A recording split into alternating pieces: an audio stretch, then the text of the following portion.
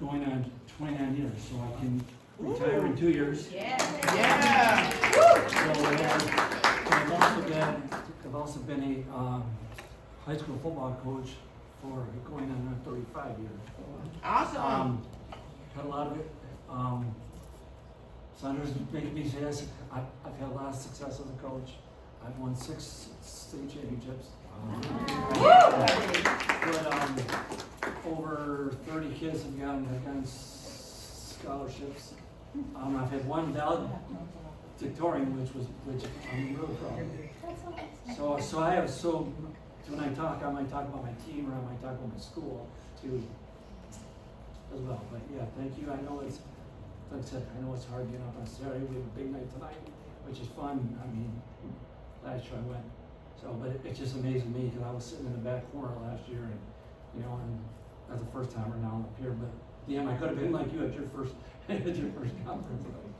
So yeah, I'll just turn it back over to Dr. Simon. Thank you so much. I am so proud of you for doing this. He was scared to death this morning. And I said, you can do it. You got Great this. job. You got this. Great job. So give it up for Yes. Yes, great job. Awesome. Well, good morning. I'm sorry, good morning. Great morning, everyone. Great morning. Great morning, great Saturday morning. I'm so glad that you all chose to come to our presentation today.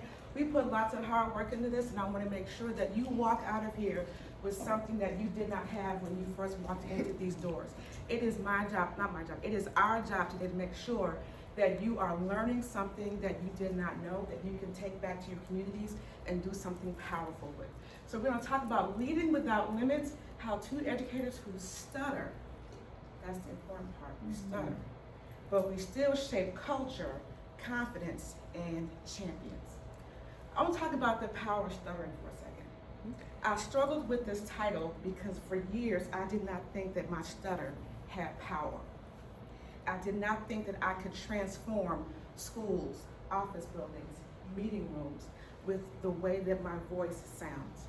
I have since learned over these past several decades of working with students, families, and parents that my voice has power even when it shakes, even when I'm repeating words, phrases, or sounds. My voice has power. And it has the power to transform challenges into strengths. And many leaders who stutter, and there aren't a lot of us out there who stutter who are leaders. We're very covert, we're very shy, we're very afraid of what people will say. What's my boss gonna say when they find out a person who stutters? What are my students gonna say? What are my employees gonna say when they find out I'm a person who stutters? But we demonstrate the most incredible resilience, and we transform our challenges into strengths in ways that I would bet that most of you don't even know the strengths that you have because of your stutter. Inspiring those around them to embrace their own unique voices. I'll never forget, I was talking about my stutter to somebody, and they said, well, I don't have a stutter, I have something else. But you have empowered me to talk about the thing that I have, because you talked about the thing that you have. It wasn't even a stutter, just something that held them back, that they watched, good morning, come on down. That they watched me struggle with and fight with and try to hide. But because I stepped out and talked about it, they found the courage to step out and talk about their struggle too. Not just to embrace their own unique voices, but lead with confidence. You saw how I walked into this room this morning, right? You saw how I greeted each and every one of you and said, thank you so much for coming. I could not have done that 30 years ago. I was still this shy, quiet girl who had to stutter and didn't even know that my voice had power. And your voices have power. And I'm gonna dare you after this presentation. Good morning, come on in, welcome, welcome. I'm gonna dare you to use your powerful voices once you leave this space. I wanted to share about both of our unique journeys because how we got here was the winding road that sometimes would lead to nowhere, but it's the winding road that led to here. So I'll introduce my story first.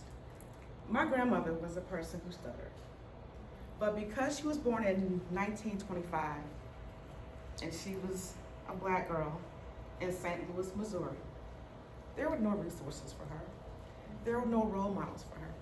There was no support for her. And so they called how she spoke talking fast and talking funny. And in the South in the 1920s and 30s, you just talked fast and you just talked funny. There was no word for that. So when I came along and I started talking fast and talking funny, suddenly there's a word for that, stuttering. I'd never heard that word. I was blessed to be able to be sent to a gifted school in the 3rd grade, because the big secret is that people who stutter are often gifted, because as silent as we can be sometimes, we see everything that happens around us and we take everything in. And we can turn what we struggle with into a superpower through our intelligence. So I was tapped to go to a special gifted school in Chicago on the South Side in the late 70s. And when I got to that school, oh my gosh, she's so smart, but she talks funny. Let's put her in speech therapy. So the first time I had speech therapy, I was 8 years old. And I heard somebody talk about getting pulled out of class earlier. So I missed a lot of education because somebody thought that they had to fix the way that I spoke. So I spent years from 3rd grade through high school getting pulled out of classes to go to speech therapy. And I didn't learn any techniques on how to talk differently. I can't remember one technique that I was taught to speak fluently or to even accept my stutter. And sometimes I would just sit and have a conversation with speech therapists and we would just chat, which can be a technique, but it has to be a technique that I walk away with a strategy. I walk away with something. I walked away with a conversation. I love my speech therapist. He was awesome. Great guy. But did I walk away with something that I can take outside of our speech therapy sessions? No. Say it again? That's an actual tool. Yes, my tool, helps yeah. you in some way. Yeah, my tool belt was empty. So I didn't have anything to go to college with. So I got to college, because I'm smart apparently, and I spent 2 years being in college, having my good college fun. Well, my mom calls me halfway through my sophomore year, and she says, hey, glad you're having fun in college, but I can't afford to send you to college for your junior and senior year. You're gonna have to quit school, get a job, and come home. And I said, no ma'am, because I'm having too much fun in college. And so I heard about these people called RAs, resident assistants, that they get free room and board if they work in the dorms. I said, I could do that, but I'd have to talk to people, and I'd have to do programming, and I'd have to tell people that I stutter. But that was my walk on water moment, where I had to do the thing that I did not want to do to save my college career. So I applied to be an RA. I went in that room. To this day, I can't tell you what I said or what they said. I just know 2 weeks later, I got an envelope in the mail from campus housing. I had to give the envelope to my roommate to open it because I was too afraid to do it. So she opened it and she read the words, congratulations, you've been accepted to be an RA. So I did the thing that scared me most to death, and it was okay. I stuttered through an interview, and I guess the people who interviewed me didn't really care, but they brought me on as an RA. I was one of the best RAs. I was so good I got promoted to senior RA my senior year.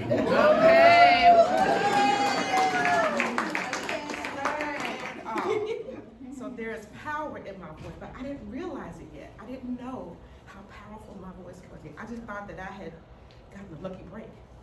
I had no idea. But I took that space in time and said, well, if I can be an RA, maybe I can be a teacher. So I taught 5th grade for several years. I said, if I can be a teacher, I can be an assistant principal. If I can be an assistant principal, maybe I could be a principal. So I was a principal for 6 years. And in the middle of all of that, I found the NSA. And I found the NSA, and they taught me how to say the words that I am a person who stutters. That's different than I stutter, because a person who stutters, that honors my personhood, that honors who I am. If I just say I stutter, it separates me from that. And now me and my stutter are besties So I want to stick with my stutter because it's brought me so very far in places that I would never have imagined I would be if I were a fluent speaker. I know for sure I would not be up here talking to you today. So now all of that has led me here. So now I can pass off my story to my buddy Rob. Okay, and she says that, and me and my stutter are here still. I'm still very, covert, which I really didn't know what that word was until like about a year ago. Mine started when I was 6 years old.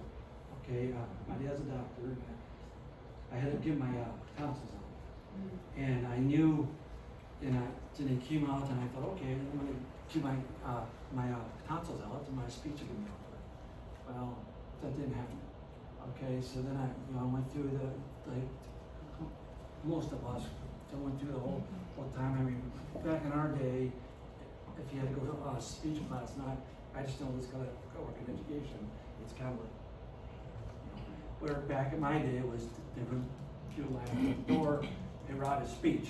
It was normally during gym class, and I got, that's what I liked. And so, you get up in front of all your friends, and you walk, and you go to speech class.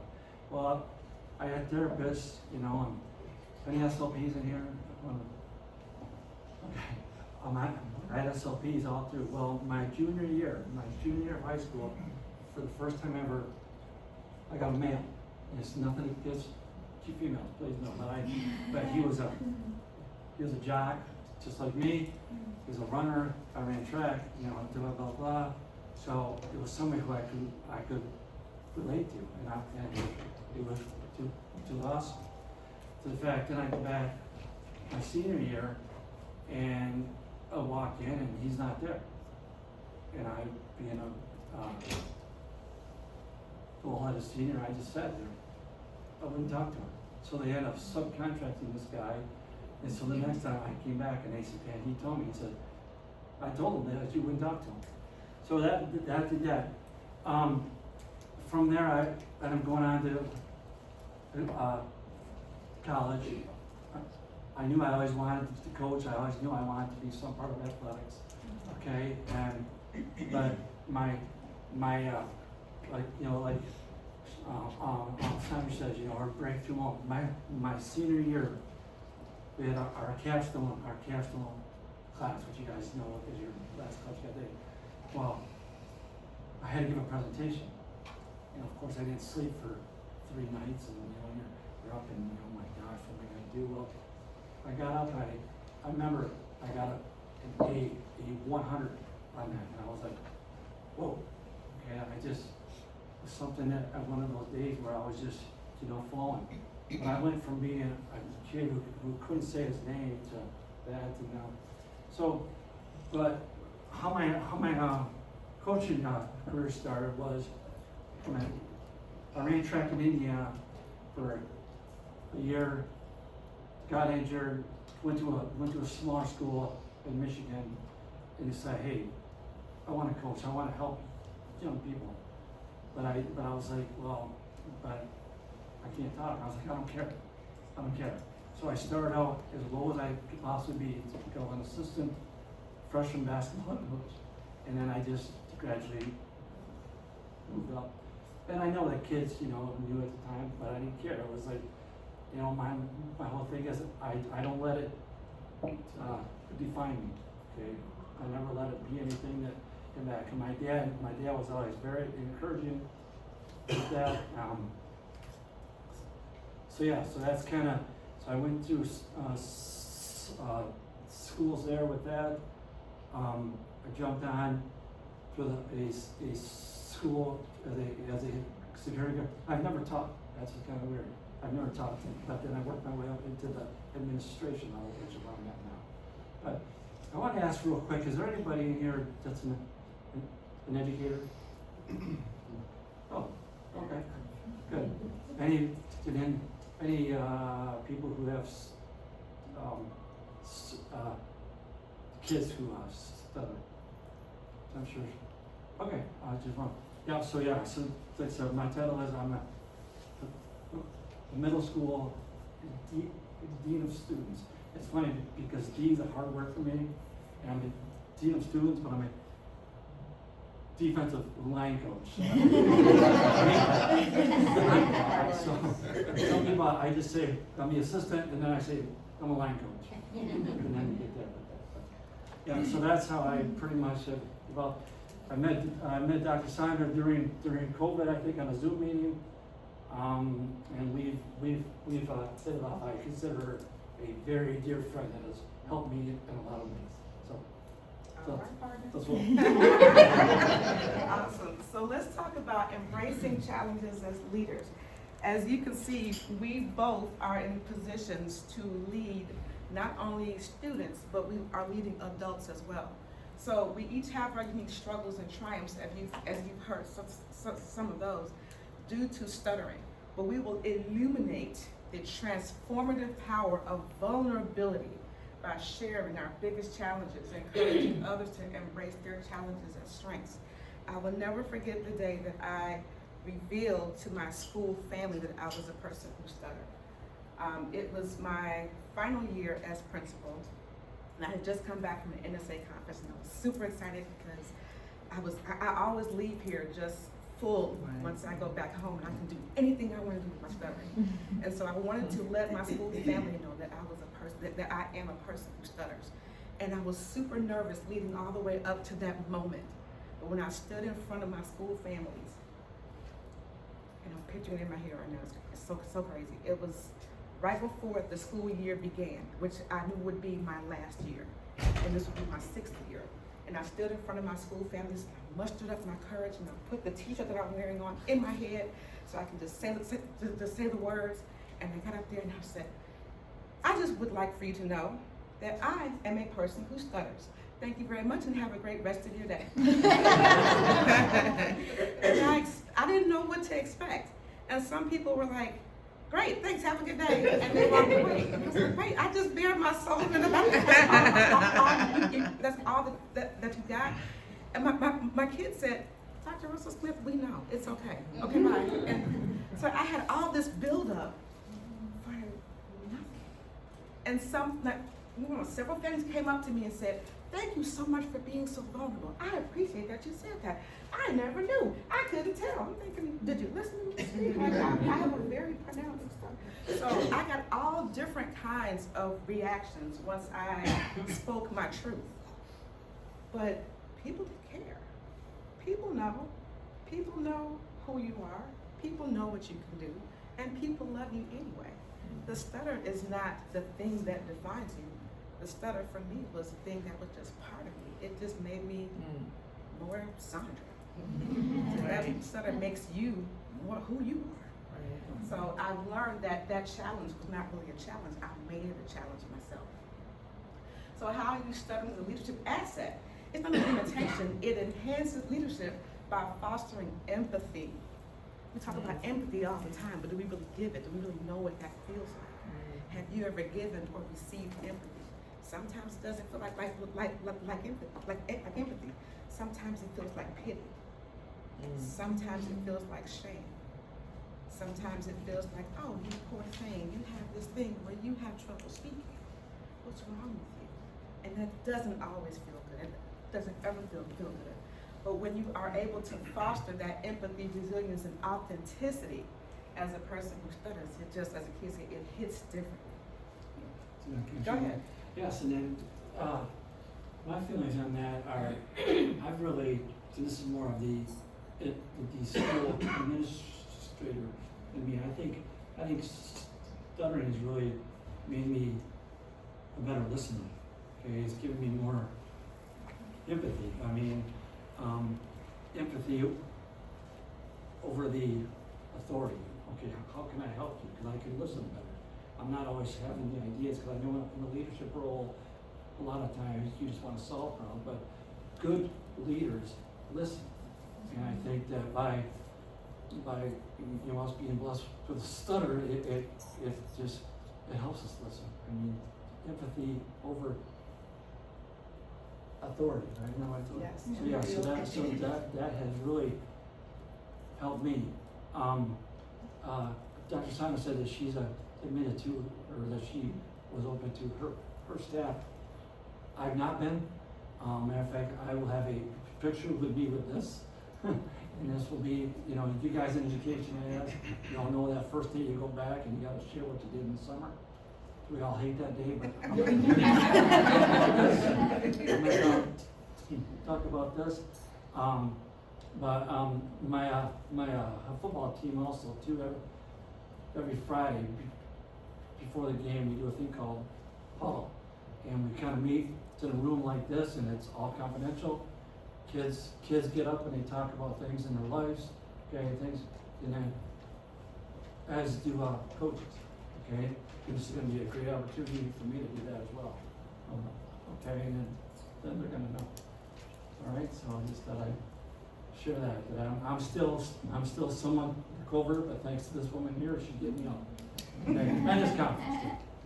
Can you talk a little bit more about how you use stuttering? How I use it, as far As as. a leadership asset, you talked a little bit about that, but can you expand a little bit more about how you like engage with your students who are struggling? And then you kind of talk about a little bit just to them about how you use your stuttering. Well, I think it's just, you know, if I can overcome this, or if I can deal with this, then they can also come through their hard times too, okay? And I think that's what, I think if a young person sees that I have a struggle, they're gonna be more open to come to me. Because I mean, my job title, I'm the guy in the building that everybody hates. I mean, it's really difficult when the student gets in a fight or is vaping or does something, and I have to call that parent. I mean, that's not, you know, and then you get the parent saying, well, what's wrong with you? But I really do think, to your point, I think that the more that the kids see that I have a disability, okay, that they're gonna go more like, oh, okay, he's more approachable. Now, am I always open about it? No. I mean, we all wanna hide it, as we know, but I'm getting better at it. Okay? Awesome, thank you. And I've seen that once I disclosed my stutter to my staff, my building changed.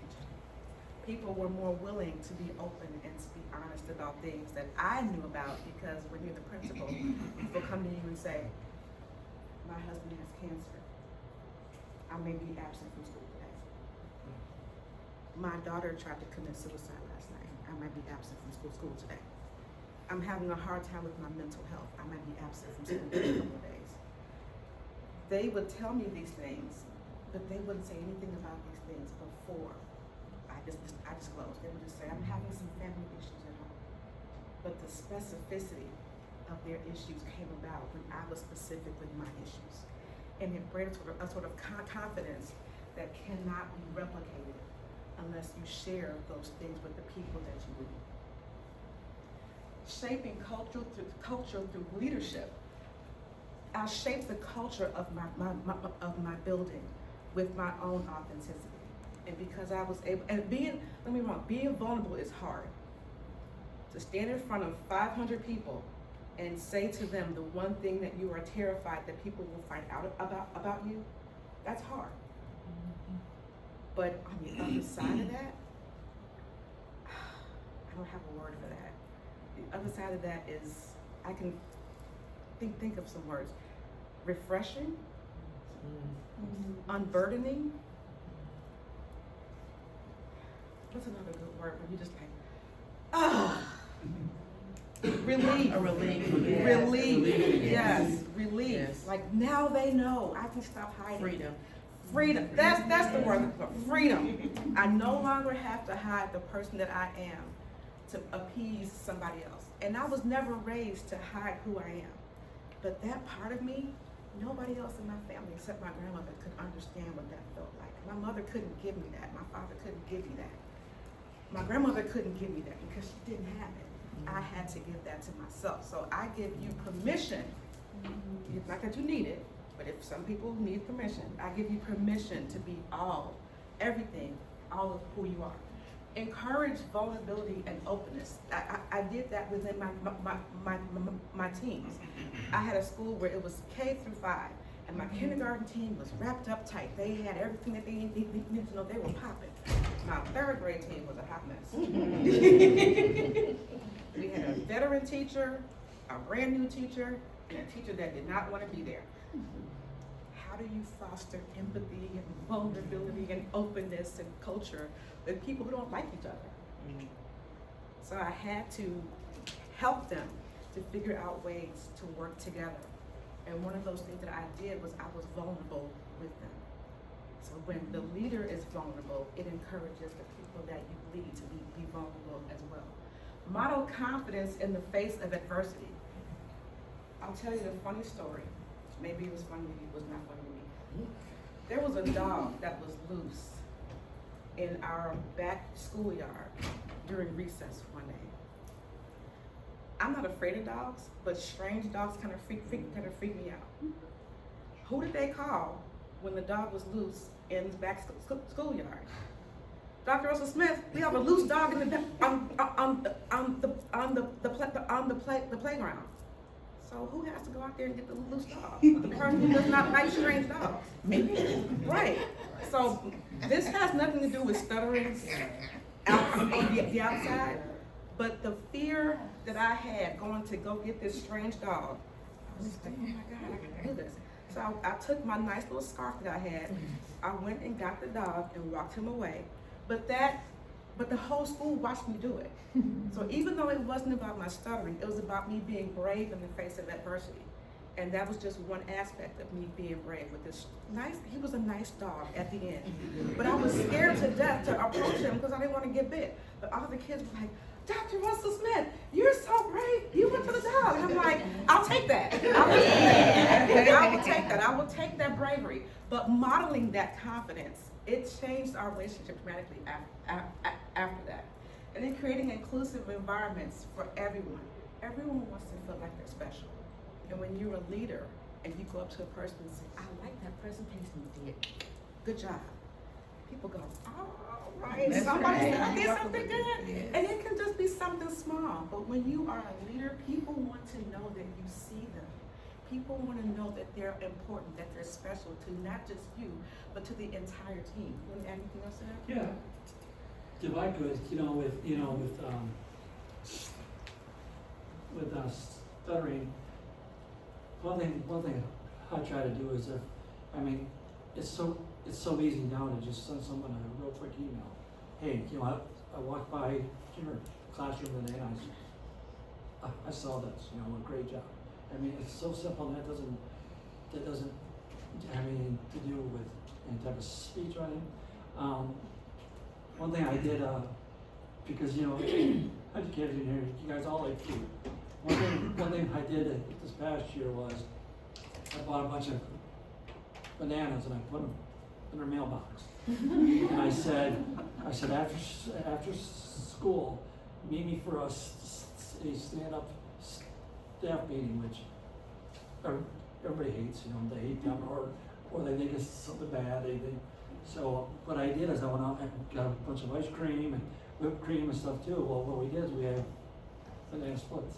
But that's the way that as a leader, you just build that and that just, because I feel that the more you pour out, the more you'll get back. Because I know they're gonna sit in the teacher lounge and talk about me. I get that. I'm all in there. But when you try to do stuff like this to kind of bridge that gap as a leader, So building confidence and building champions, how I use my voice to empower others in their journey. And I'm walking back and forth because I'm recording myself do this. So when I walk over here, it follows me over here. So that's why I'm walking back and forth. There it is, okay. And I want to make sure to record this because when I tell him how good of a job he's doing, he'll say, no, I didn't. And I'm going to be able to say, look at the video. So I'm using my voice to empower him in his journey, and as he's using his voice to empower me in mine. Now, how do you embrace perfection as a strength in leadership roles? We talked about that some before, but give me another specific example of how you walk over here so the video can catch us. Whether it's imperfection and I say imperfection, but Lisa Nichols says that you are perfect in your imperfection. So I like that. But I use the word imperfection to remind me to say that it's not that we're not perfect, but we are perfect in our imperfections. I think a lot of it is just like I said before with empathy. As far as a coach, with imperfections, an athlete might not be able to do at that time what I think that they should do, so I can go back and relate, my struggles in life as well. I just think that, I would just embrace that, and then that way, and then look at what I'm doing to try to help that student athlete. But again, I really think empathy and compassion is big. I mean, the ability, because as leaders, we're there to serve. We're there to serve. And I think any way that we can serve, I mean, we're talking education, any way we can serve our staff, our students, my student athletes, I think is a way to overcome their imperfections. Because once people know that I'm trying to say, when people, Oprah said this, I'm trying to figure it out, my brain's doing some things.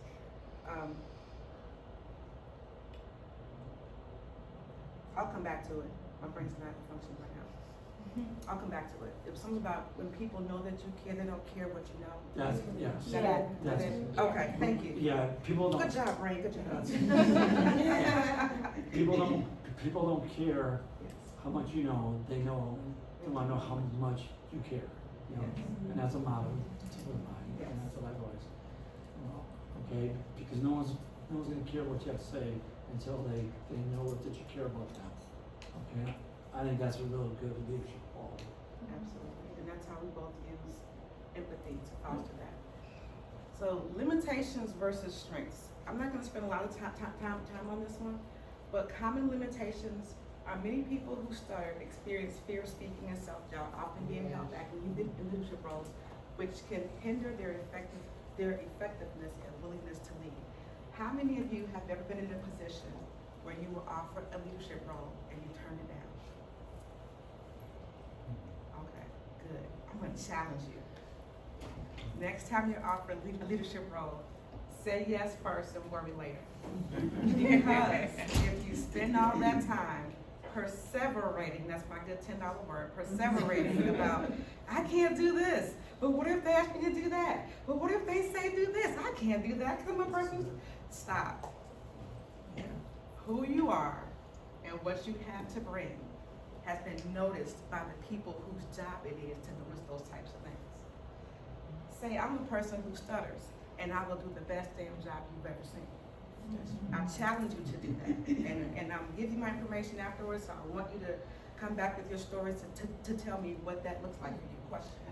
I didn't take the position because I've been in leadership positions before, but in this particular one, when you're pretty decent on a job, they like to dump a lot more on you. But I didn't feel like they was trying to get better, I felt like they was trying to get by. And that would have been a heavy burden. So I wanted it, but I didn't want to kill myself for it because that was it. And I'm so glad that you said that. Yeah. Because all leadership positions aren't good ones. Right. But I'm relying on the intelligence of Right. the people who are in here Right. to know what's a good step up Right. Right. and what's essentially a step down. It's gonna Right. make your brain go crazy. Right. So thank you for pointing that out. I Yeah. appreciate that. Thank you for that. So, yes, go Can I ahead. comment on Go that? ahead, go ahead. I kind of want to comment on that because I am guilty of this. I've been offered head coaching jobs, and where I could run my own show, my own day, and I'll be honest with you, I've turned them down because I didn't want the media I didn't want the parent meetings. Now, this was years ago, and I'm getting old, so I'll get out of it. One story real quick. I also coach middle school basketball too. Well, one time we were playing a team, and they had a I don't know if he was autistic, I'm not sure, but a student on the team that the other team would put in right at the end of the game. Well, the kids on my team just kept passing him the ball. He was on the other team until he scored. He rebounded and passed it to him. Okay, so he finally scored. Well, the news got a hold of it, and they called me. And they're like, we're going to come to practice. We want to talk to you and some players. I'm like, sure. And my principal at the time, we knew he's like, boy, you know they're going to put you on camera. And I'm like, yeah, I know. And I did okay. I mean, I didn't, but yeah, it was a real struggle. But yeah, all because my kids were great, you know, young men. They did, and they helped us. Young person out and struggle, but yeah, so I had a camera at my face, and that was pretty scary. That's a great story. It's a great story. I was shaking. Let's run through leadership strengths and talk about how those who stutter often develop courage and deep listening skills because we spend so much time trying not to speak. So we become great listeners, and we enhance our authenticity as leaders in fostering strong connections with others through empathetic communication. Now, I have this roadmap to leadership, and I created that because there is not one. Often, for people who don't stutter, they don't know how to be leaders. They often mimic what they've seen before, or they Google or ChatGPT wasn't around 2 years ago, but they kind of Googled it and said, how do I become a leader? Or they watched the people who are in those positions and said, maybe I could do what they do. But every leader isn't perfect, and you don't want to have the leader whose imperfections you're modeling from. Plus, you want to be your own brand of leader. But if you've never been a leader, how do you know what to do? So I created a leadership map, one that I wished I would have had. And this is not the definitive one, it's just one that helped me and one that I kind of followed. I didn't build this before I was a leader, but I realized that these are things that I have done or that have helped me as I've gotten on the road to leadership. The one thing that helped me the most was accepting my stutter. That is hard for people to do. I was in my early 50s when I accepted my stutter. I've been stuttering my entire life. Just for the last couple of years, am I comfortable wearing a t-shirt that says I'm a person who stutters? That was huge because people will come to you and say, you talk funny. And I get to say, yeah, I know, I'm a person who stutters. It breaks up that tension and you get to own it. And once you own it, baby, once you own it, it cannot be taken away. And you start to use it in places that you could not imagine that you would walk into, like the National Stuttering Association conference. And here I am stuttering all through my presentation. And it's amazing because it is part of who I am. I'm so proud of you because you didn't even want to do it. I'll tell you. Come on, I'm hear this. There's a company, I don't know, some of you guys maybe, it's called Sparrow. Stuttering, I don't know if you guys know that. Sparrow, S-P-E-R-O. Well, every single year they do a virtual 5K, okay? And I run this every single year. Well, I was in this store one time, and it's called Stutter Strides. That was what it's called. Well, they had all these sponsors on the back. It must have been for like speech therapy. Well, I was in the store one time, complete opposite of you, and this girl's behind me going, "Hey, are you an SLP? Are you an SLP?" I'm like, "No." Are you an SLP? Are you an SLP? I'm like, don't just. And I hurried up and got my stuff and and I thought, I got a call, like, what an idiot. Why didn't I just, I'm a person who stutters. But yeah, so I'm the opposite. I'm getting it. Slowly but surely, I'm dragging you along. But that acceptance is huge because it takes away so much of the fear. And you stutter with pride as opposed to hiding a very important, very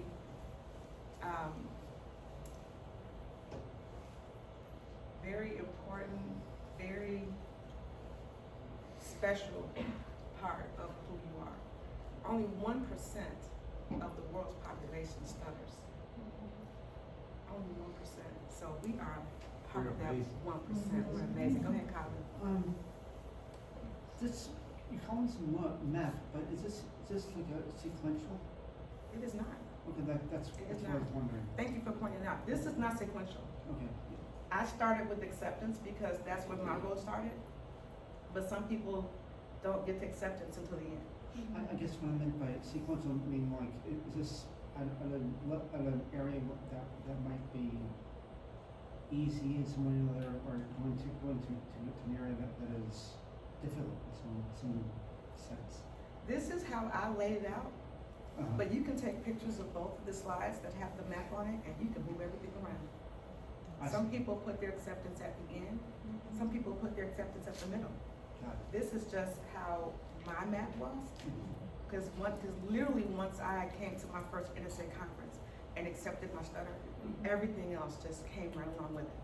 So this was my journey, Mhm. but I invite you to take pictures of it and rearrange whatever fits with your journey. Go ahead. And I would probably put this more towards the end. Mhm. Yeah. For me, I mean, as a varsity football coach, what are they normally looked at as the alpha that they can't do anything wrong? And then you come in there in your speech, speeches do it. It's like, well then, what did you say? So yeah, so the acceptance part for me has been what I'm constantly working on every single day. Absolutely. Yes, question.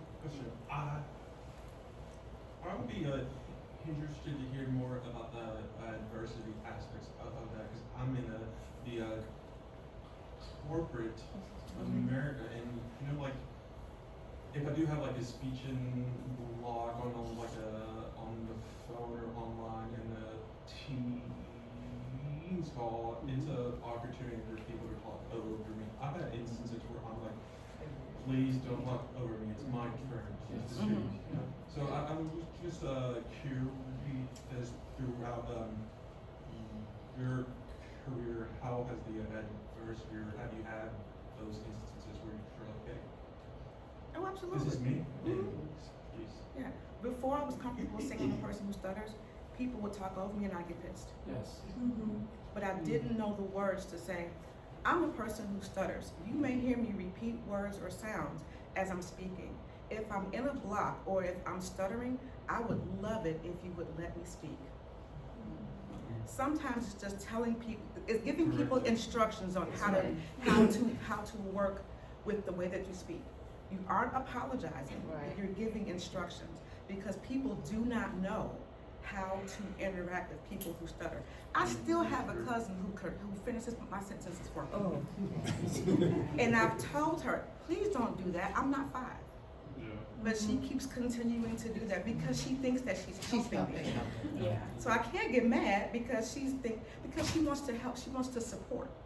But that's not supportive to me. And I've said, I love you so much, please stop doing that. But she continues to do it. So I don't talk to her as much, unfortunately. But sometimes you have to make those people understand in different ways. And let me tell you a story. Working in schools, we have a lot of SLPs. Well, I had an SLP say to me one day in front of parents, fellow staff, students, come on, Rob, spit it out. Oh, Wow. You do not. Wow. Yeah, and I hired this person, by the way. So yeah, it is tough. But I would do it as exactly what, I think one-on-one meetings are good. I mean, if she's like, hey, I don't appreciate that. But, sometimes they're trying to help you out, but it's hurting you, Right. but they're not getting it. Mhm. And it's like, maybe you can do something not to hurt them, but show them what you're experiencing through them. Mhm. And maybe it'll make them go, oh. And you know what I'm saying? It's like, she finish up your word. Maybe you could block her or something like that to talk over her. It's just Yes. so that she has Yeah. awareness of what it's Yes. doing. And she said, oh, now I know what you're talking about. And sometimes people have to feel what they give Right. to you. Right. So if I start getting her senses, and she's like, why did you do that? Same reason you do it for me. Right. Stop. It's not that you're being mean or anything Right. like that. It's just that it's so important for what you're thinking, your ideas to come to the surface. But if it keep being blocked or misdirected, then your ideas don't get shared. Right. And so she or he, I mean, you can do the same thing, not to be mean, but to let them see what it feels like, because it creates it's something in them so that they will be conscious of it, not only with you, but with somebody else.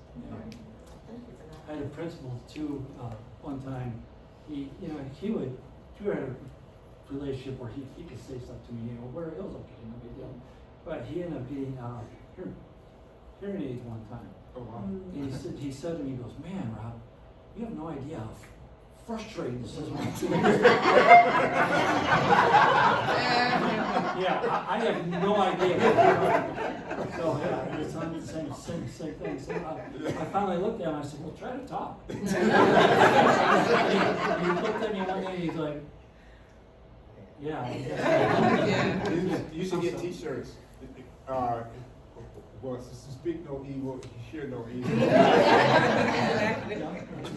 Yeah, we have more questions in the back too. Go ahead. Me? Yes, yes. So I was gonna say, it's so easy as a person who stutters to play the victim, Yeah. right? And I think that a lot of us just do that. And that's a choice that we make, right? And one of the hardest things to kind of swallow was the first time I heard, Tracy, you have to take accountability for what you are doing as the person who stutters, right? I don't mean the stuttering moment itself, but a part of this belongs to you. Yeah. And like what you were saying, you have to let people know how to best communicate with you. You have to tell people what they're doing is not helpful. And I believe in 98% of the people that have said something to me or done something that was hurtful, they thought they were helping, as we all know. Right, And it is incredible when you step back and you take accountability, and then when you start doing the thing, you really start seeing it so differently. And you take the power back.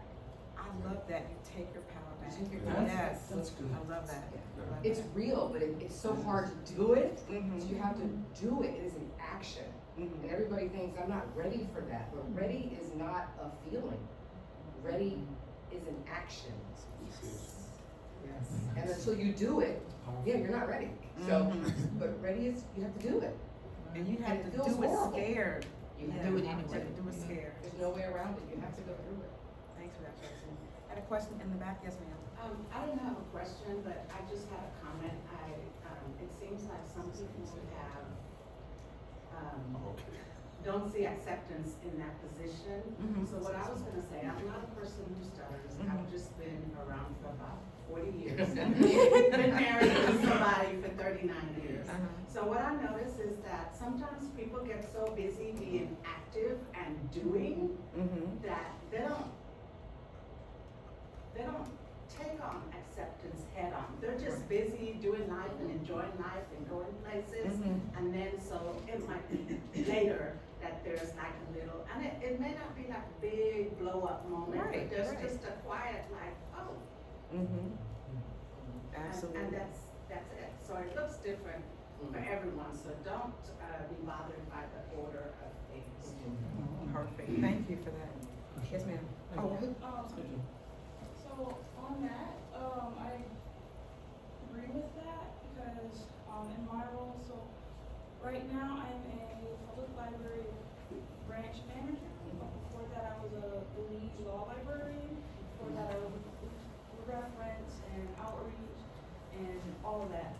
And I felt like I did those things because I had to, not because I wanted to do those things. I just felt like it was expected of me and I had to, even though it was really hard, and I didn't want to do those things because it put me in the spotlight, stutter in front of a bunch of people.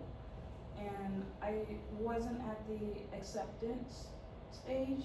I was just, I was at the mindset of it is what it is, not this is me. And when I came to the conference last year, it was my first conference, and I think that's when I hit the stage of acceptance. And because of that, I applied to be the branch manager. So it's like I was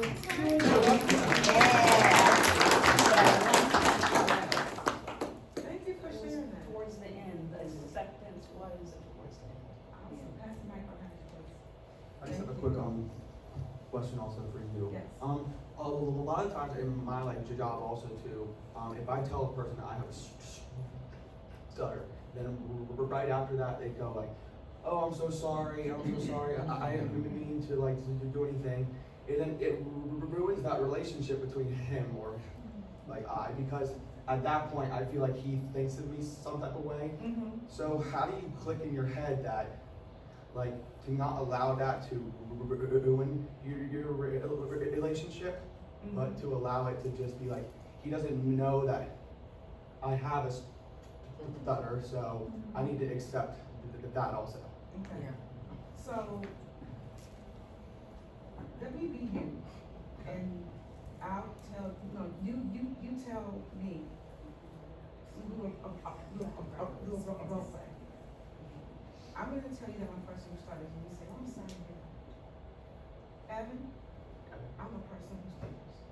And you say, I'm sorry. I'm sorry to hear that. Don't be sorry. I'm just letting you know that this is the way that I communicate. You don't have to be sorry. Other people know other explanation except for that. You're speaking your truth. Yeah. Whatever the other person decides to do with it is their business and not yours. And I'm trying to get to that point, but Yeah. sometimes I just get so angry. And you're right to be angry. Why would you think about that? Because I know that you've done that or had that situation before. I've had the same, situations where everybody, but I think it's, hey Tracy, right? I think it goes back to what you said, it's how you do it. I think it's, the power's with us. If we wanna let it bother us, which it's bothered me, I'm not gonna lie, then I think that that's on us. It really is. I wanna say one more thing, I was nominated for the Michigan High School Football Coaches Hall of Fame, and the first thing that came to mind was, oh my gosh, I'm sorry. I gotta give a speech. I haven't gotten picked yet, thank God. But I think it's the power with you. Exactly what you said. What's crazy, so every time you choose to give away that power, it chips away at all of you. And so when you do the opposite, it builds it up, but people are not interested in the slow growth anymore. And this is a slow growth process. Nothing happens overnight. Right. You're not gonna have it tomorrow. And it's not gonna be a moment where it's like, oh my gosh, I'm accepting it now. Right. That's Right. not it.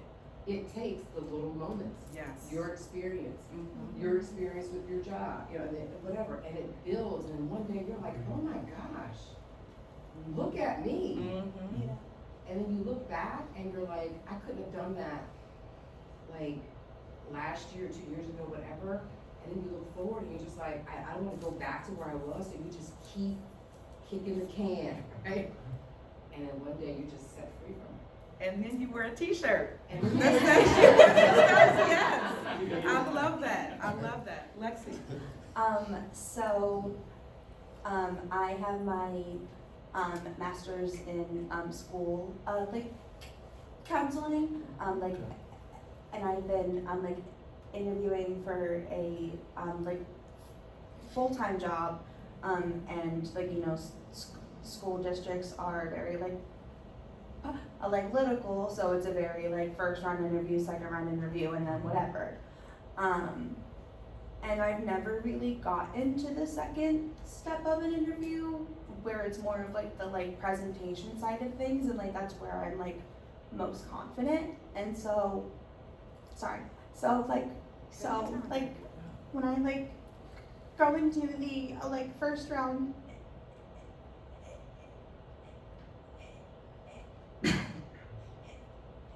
interviews, and I have like stuttering on my like resume and like cover letter, and I like authentically do it, and I feel like my like answers hit all of the like buzzwords that like I never hear anything back. And it's just like, I don't know, like I guess like, how do you not let it break you? Because I've been like, I've had like sub jobs for the past like two like years, so I'm just tired of like interviewing and being so vulnerable and like putting myself out there. So I guess, how do you guys, and I guess anyone else in the room, like how do you handle all of that rejection and just like feeling like it is my like disability, which is then ableist, and I don't like want to like work for a school that like does that, but like it's like hard because a counselor is like usually one person for 600 students and like all of their needs, and so I don't know, I feel like it's hard to be taken seriously as a person who stutters, which sucks. So yeah, that's my question. Have you ever worked for like when you subbed, have you ever had a mentor or somebody that could write a letter, be on your side? Yeah. Okay. Yeah. Has that happened? Have you had them write a letter about? Good. I went through the same exact thing. When I was younger, I wanted to be a pharmaceutical rep. Yeah. My dad was a doctor, my mom was a nurse, and they knew them all. And I'd get right down, or I wouldn't get called back, and I knew what it was. Yeah. Because I stuttered, and I just continued to just try, and then I had this broken education eventually. But if there's anybody that you might know that could vouch for you, I know one football job I applied for. I know that the head coach for sure called this other coach, a friend of mine who I had as a reference, and said, well, how do the kids respond to this stutter? I found it out later on. He said, fine, he's fine. I don't know, but yeah, I continue, and if you have somebody that knows you and knows what you can do, have them either write a letter, maybe make a phone call, okay? All right, but just, it'll happen. Yeah. Just stay positive. And I have to tell you this, sometimes rejection is protection. Yes. So Very you good. want to be in a district that does not recognize the full humanity of who you are. Sometimes that's just the universe's way of saying that's not where you belong. But I promise you'll find the right space that belongs to you. That's my comment. Hi, probably the other thing that I would add too, this is a plug, which I know that you'll plug this too, but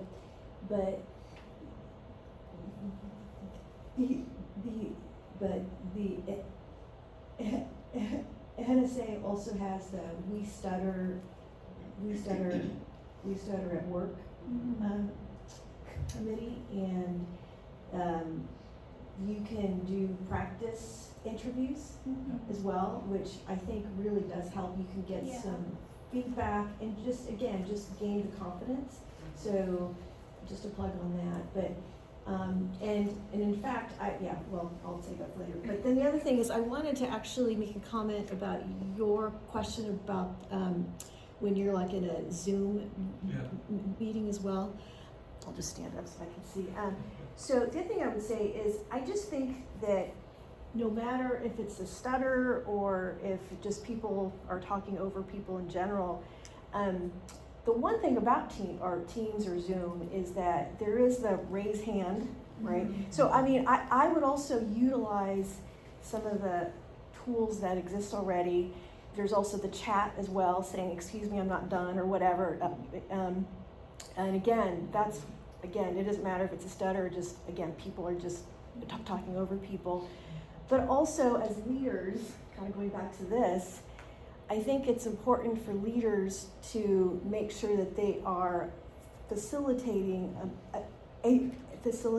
a meeting where everybody has a chance to speak. And that's the feedback I would give to whomever is that person in charge of that as well. And whether it's in person or Zoom or Teams, has everybody had a chance, right? But also, if you're the leader, I mean, that's the example that you can set, and that was one of the slides as well. So, Awesome. I'm gonna have you hold on to that mic for 1 second.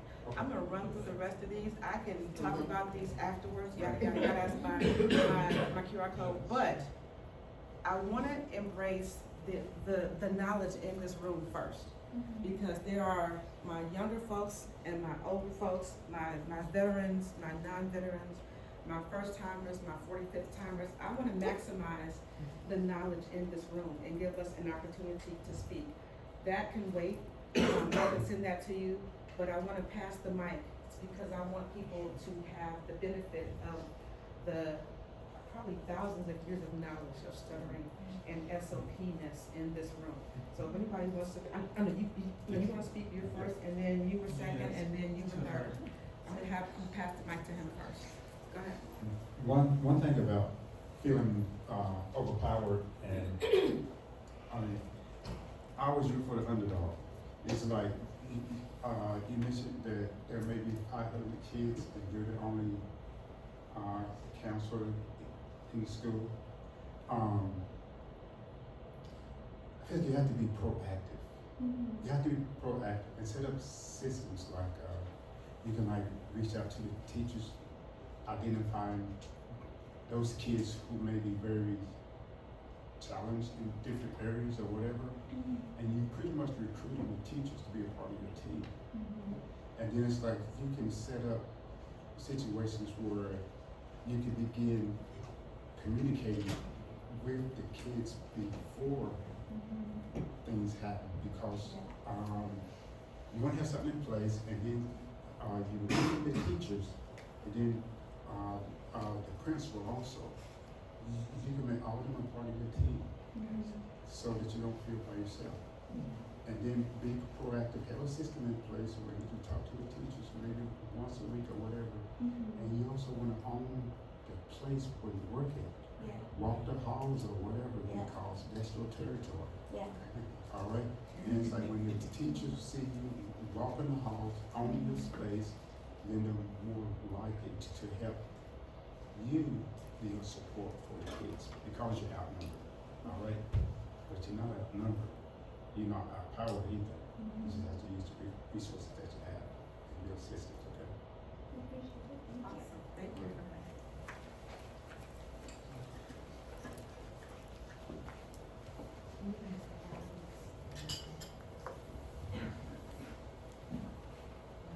So I've probably had hundreds and hundreds of interviews that do not go well, and it's so easy for it to completely break you as a person. You go through like, will I ever be hired? Will I ever be able to have a little life? Will I ever able to have every dream that I hope for? And one thing I've learned is the grief of the person you think you're supposed to be without a speech impediment. Once you get to the point that you just do not allow them to break you and have that perseverance and confidence, I mean, the world is your oyster. So for me, cognitive behavioral therapy, aside from speech impediment and working on the grief of that person, is how I grew in my career too. So I would say just have perseverance and know that you are the person that you're meant to be, regardless of who hires you or not. So. Awesome, that's a beautiful message. What I was gonna say is, at one point, my husband had a lot of interviews too, and he wouldn't hear back, but he would chase people down to get a response. And so the one person out of like hundreds that answered him said, well, I was concerned that you would have trouble mixing with the team. I was thinking maybe you would be not comfortable talking, which is totally opposite to my husband. So what I'm thinking is, part of her introduction, I would just hit it on the head, have a few sentences to speak to that and say, hey, I am a person who stutters, and what's good about that is I have strengths I'm gonna bring to this job. I'm more, I'm this, I'm that, and these are the ways that I use this in order to connect with students. Absolutely. Just pass it around to whoever was next. Go ahead. So, Go ahead, Tracy. I would love to talk to you afterwards, but the path to success is full of landmines. Yes. Oh my Yes. Do not think you're gonna go Yes. through this thing and not have horrible, embarrassing, and crazy moments. Yes. But like Joe said, yes, saying it up front is amazing. And I just want a quick story. I went on an interview with no intention on getting this job, but my purpose of the interview was saying everything I wanted to say when I wanted to say it. Yep. And I did this interview and I stuttered on every syllable of every word when I first started. You know, I introduced myself, and then the principal of the school said, oh, relax, like it's okay, calm down. I said, no, I'm not nervous. I'm just a person who stutters. Yeah. I get to this interview, I get to my car, I cry, and then I'm just like, oh my God, that was the best interview of my life. It was the first time I ever said exactly what I wanted to say when I wanted to say it. And crazy enough, I got the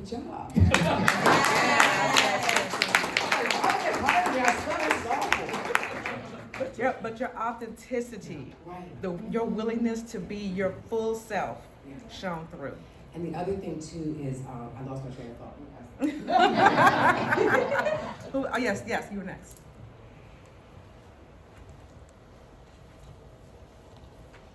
Thanks. So, yeah, I just want to take this opportunity to make a quick comment, right? I was laughed at in the past. Two of my colleagues repeated my stuttering back to me. I didn't know NSA back then. So from my personal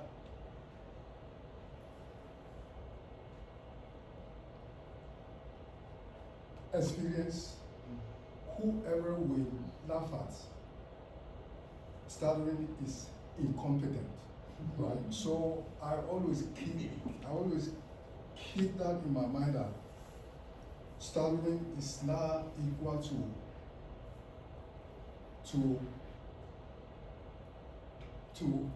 incompetent. It's the other way. We actually much better. I heard somebody last time in the news saying that Joe Biden is so incompetent, Yes. he can't even speak. It's not true. He was a keynote speaker here back in 2004. Yet he made his way all the way to actually become a president. And then also those two guys who actually make fun of me, I became their supervisor. Yeah. So if somebody make somebody make fun of you, right? It's that person who is incompetent.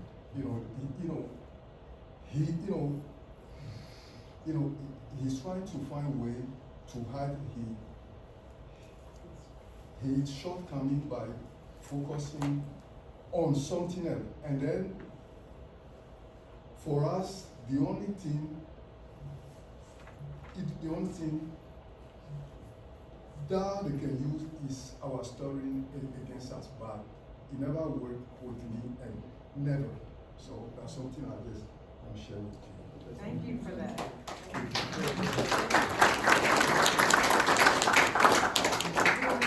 Back here in the back, Nina. So my name is Nina, and I'm also a school counseling graduate student. So for a long time, I've always hid behind my voice and didn't want to take leadership positions. But this past year, I had an opportunity to become the president of the CSI, so this is the Honor Society of the Counseling Program. And for a long time, I was like, I'm not gonna do that. I'm good. But the fact that my classmates saw the opportunity for me to do it, and what was holding me back is myself. So I took the leap and I did it, and I was able to talk in front of over 100 people at our graduation. So I want to say to anyone that yes, sometimes our speech might feel like a challenge, but sometimes embracing the challenge can be worthwhile. Yes, awesome. Thank you for sharing that. We're like a minute over our time, but one more person wants to speak, Tracy? I got my thought back, I mean. You have to go, hurry up before she loses it again. I know what that's like. Pass the mic. I know what that's like to have a thought and have it leave and then come back. I keep having birthdays, that's the problem. No, but what I wanted to say was, I learned about this hierarchy of fear that I had, right? Mm-hmm. And sometimes things that you want to do are just too hard with where you are in that moment. Doesn't mean you can't do it or you never will, but sometimes that's just too hard. And I think a lot of times we put ourselves in a position where we try to reach for something that's is far away, and maybe we're just not ready for that right now. And that is okay to recognize that, right? Yes. And so you do want to start kind of lower and create goals that fit your fear hierarchy, so you're not trying to overdo, because it's exhausting and it chips away at your spirit when you don't get the result that you want or whatever. And so I'm going to say, when you're ready, you know when you're ready, and then that's when you expand and take that next step. Yes. And then when things don't go your way, you've already learned that you don't beat yourself up. You're like, maybe that wasn't for me. Maybe that rejection was protection. But realizing that that's an important part of this process. And sometimes you'll never feel ready, but when the Spirit moves you, then move with it. Move with it. Step out on faith. I think that's our time. I think just to go add ahead, on. Arnie, go ahead. Get comfortable with being Being uncomfortable. uncomfortable, yes. Get comfortable with being uncomfortable. Yes, absolutely. That's it. I want to thank you all for being here. This has been the most amazing group. I love that you all chimed in and we took out the last part of my presentation. This was so this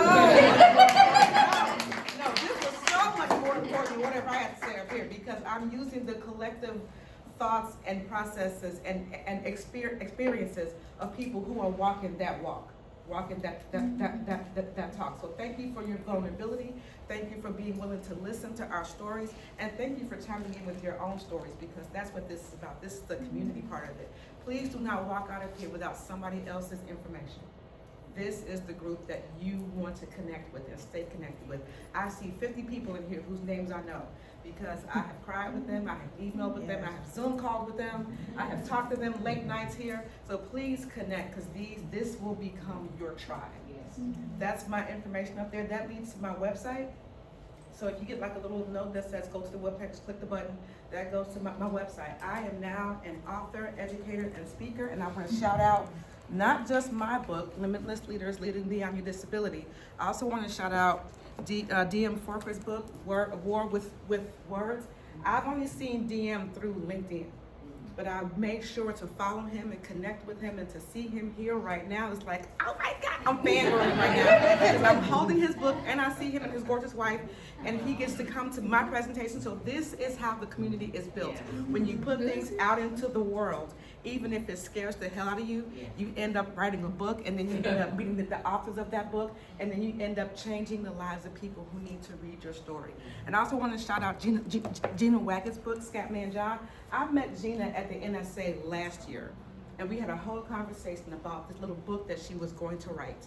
And now it is my pleasure to be able to hold this book here in front of people who need to read it. So last year, none of us had a book. Now this year, we all have books. So it is possible. So write down your story. People need to know your story. So if you've ever thought about, maybe I should write a book about my experiences, write the damn book. Write the book. And with that, I will say thank you so very much. I'm so proud of you.